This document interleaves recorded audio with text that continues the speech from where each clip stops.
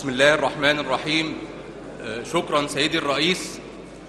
في البداية أجدني لا أستطيع أن أشارك في هذه الملحمة النضالية في نقد حكومة الدكتور الجنزوري والتهديد بسحب الثقة منها.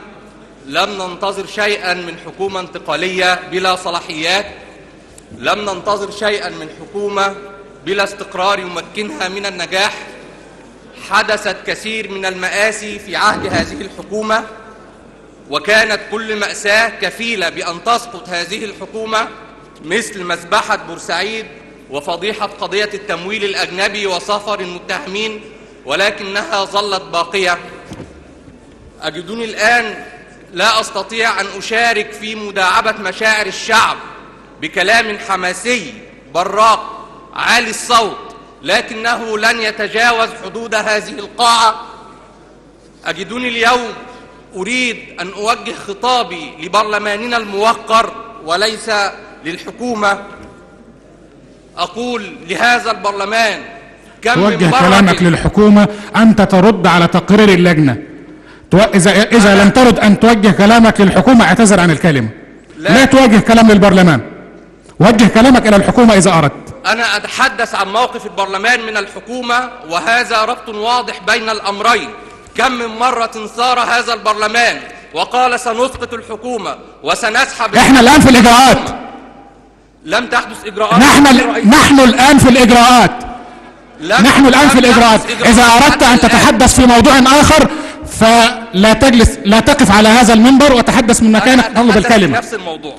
اتحدث في نفس الموضوع، لكن لا تتهم البرلمان. لا يجوز لك اتهام البرلمان. أنا أتحدث عن واقع، يعني أعطيني الفرصة حتى أكمل حديثي. أقول لك تحدث الآن في بيان الحكومة. طيب هذا المكان مخصص للحديث في بيان الحكومة.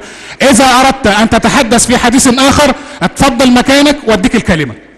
يعني سيدي الرئيس تمنعني الآن من الكلام. أريد لا أمنعك من الكلام، ولكن أقول لك تحدث في الموضوع. لا تطلع وقت المجلس. أنا أتحدث عن قضية سحب الثقة من الحكومة، وأقول أن البرلمان لا يستطيع سحب الثقة من الحكومة. هذا رأيك. المجلس العسكري قال ذلك، واللواء ممدوح شاهين قال أن البرلمان لا يستطيع سحب الثقة من الحكومة، وإذا أراد يقول ما يشاء، ونحن نقول قادرون على سحب الثقة من الحكومة. نسحب الثقة. المجلس العسكري يقول ما يشاء، الإعلام يقول ما يشاء، وأنا أقول باسم هذا البرلمان قادرون على سحب الثقة من الحكومة. طيب فلنسحب الثقة من الحكومة. فلنسحب الثقة من الحكومة، لكن لا نتحدث بأحاديث. اقرأ اللائحة يا أخ مصطفى جيدا. سحب الثقة من الحكومة يحتاج إلى إجراءات. يبدو أنك تريد قراءة اللائحة.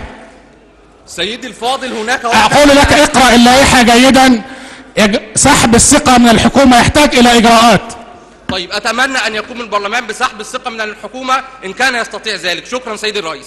شكرا. النائب المحترم طارق الدسوقي رئيس اللجنة الاقتصادية، تفضل.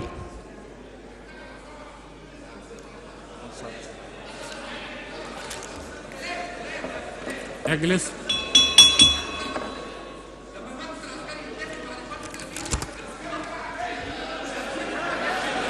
نرجو الهدوء، نرجو الهدوء.